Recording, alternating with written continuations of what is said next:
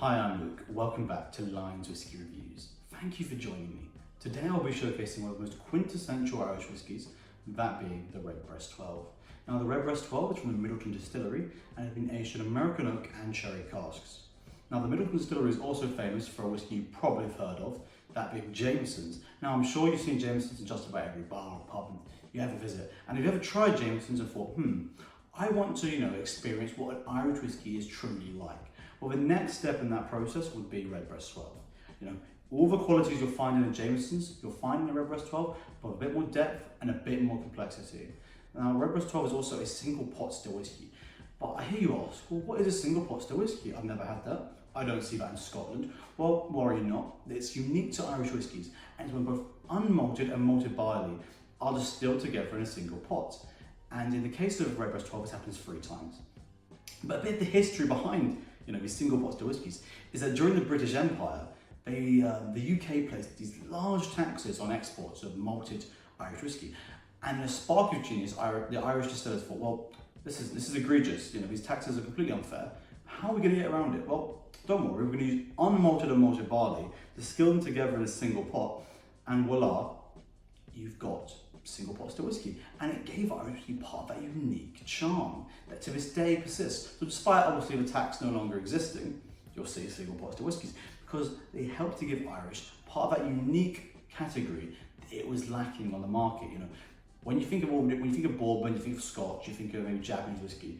Well, with Irish whiskey, you get single pot stills. That's what really helps it stand out. Now, the whiskey itself is only bottled at 40% ABV.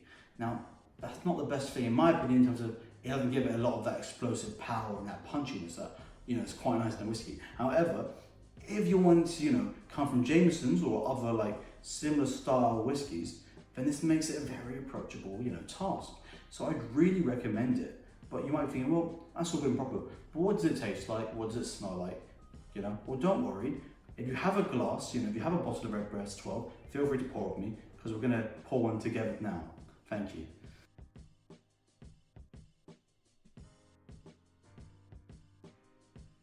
Now we've poured ourselves a glass of Redbreast 12, it's time to give this thing a try. So to start with, on the nose we get,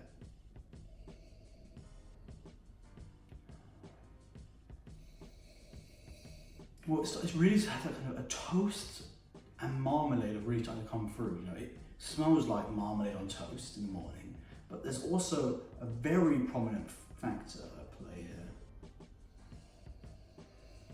Now what I'm really getting is ripe bananas, I really feel like Redbreast 12, for me at least, has a real deep banana sensation that runs throughout the nose. But then to round off that, there's a hint of vanilla. So you've got marmalade, you've got toast, you've got that ripe banana and a bit of vanilla. But how does it actually taste?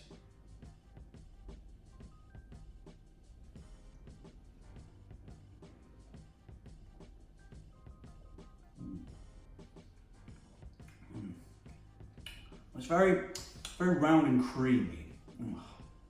You have this little bit of pepper that runs across the tongue, and then this lovely combination of cherry and dried fruit. There's also a little bit of sherry, I feel. Let me just have another try. Let's see if we can get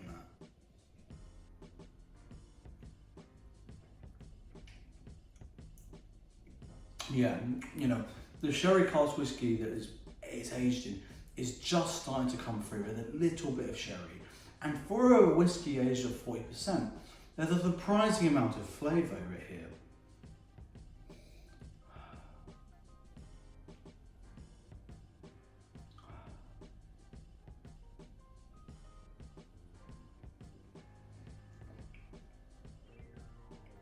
It really does have all the hallmarks of a good Irish whiskey.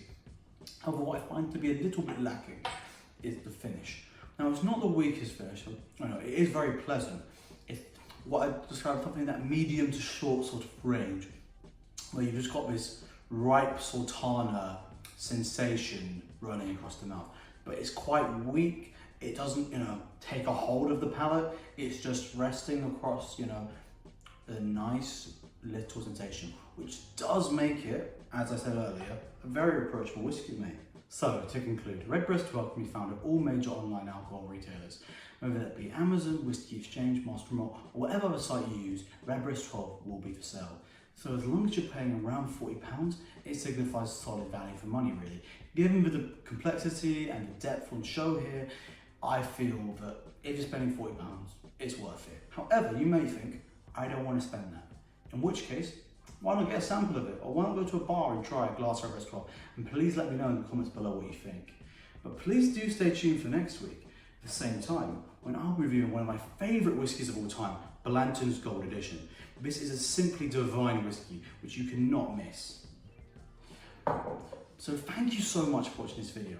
I'd be so grateful if you could like, comment and subscribe, and we'll be here at the same time next week for the Blanton's Gold review. You've been great, see you next time.